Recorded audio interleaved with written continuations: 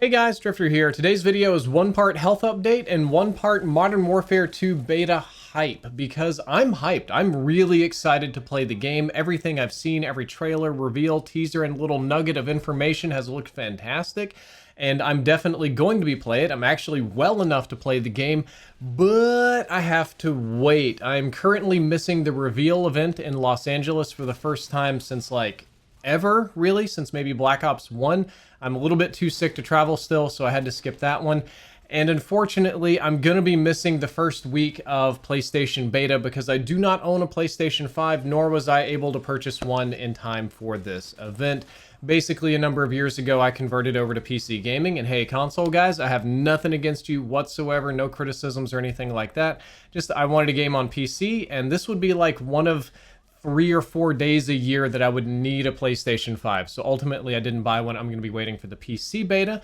Although you will be getting some Modern Warfare content, even though I don't own a PlayStation 5, J-Hub is going to be recording and sending me some footage so we can do some graphics analysis videos, go through the settings, test some things out, and just generally go over impressions from raw footage. And then the following week, when it drops on PC, that's when I get to put my grubby little hands on it and pick it apart and dig in. I will be streaming the PC beta, most likely to YouTube Gaming, a little bit on Twitch. Since Twitch is non-exclusive now, I can now stream here on this channel again, so I want to do that and see what's going to be happening. And I'm going to try to get in 1 to 2 hours of beta gameplay per day, which doesn't seem like a lot, but it's a lot for me. Now, onto the hype for Modern Warfare 2. From what I've seen so far, and this is like a weird catch-up video because I haven't been doing the news cycle, the graphics look fantastic. The gameplay is somewhat refined. And by gameplay, I mean its core mechanics, drop shotting, knee sliding, how you lean around a corner. A lot of the new tech also plays a part of this, seeing as how water is now a part of the game. We've got new tech for AI and movement and graphics.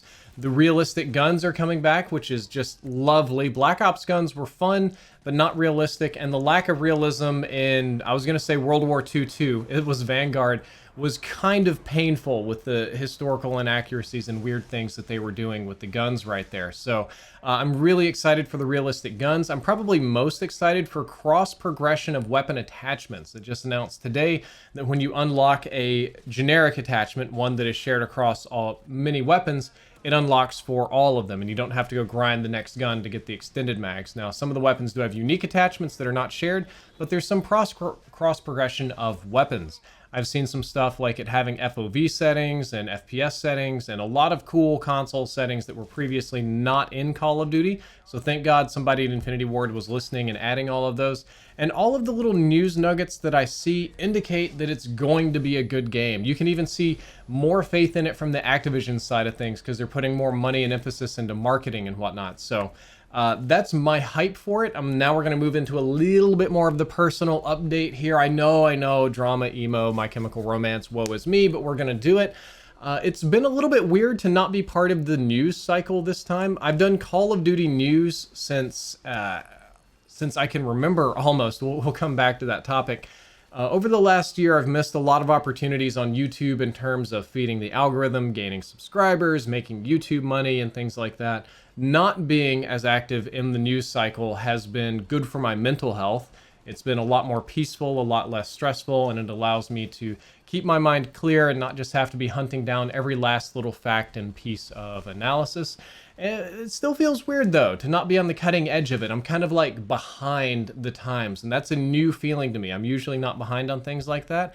And in no uncertain terms, it feels like I've lost part of myself. Part of my core identity for the last decade plus has been that I am a CoD gamer or a CoD guru or a gamer numbers guy. And that part of me just seems to have faded away through all of the problems I've been going through. So then the last bit of bad news is I do not think that there's going to be an in-depth this year. I think the in-depth series may actually just be done in general.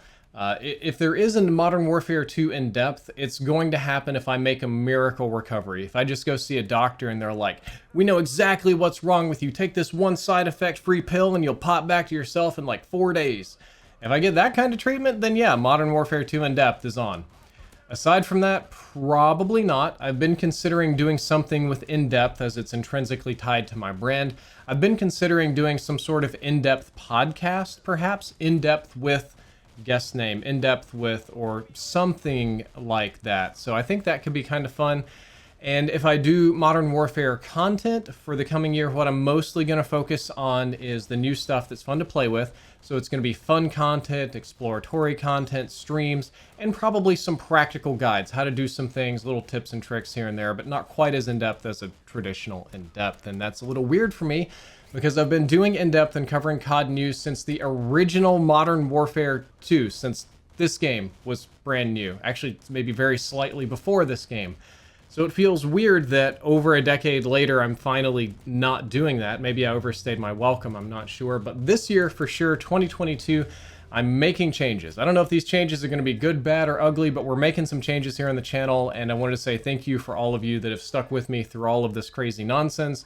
And hopefully we can get some good old-fashioned gaming content going back on here. All right, that's all from me. I hope you enjoyed this video. If you did, don't forget to like, favorite, and subscribe.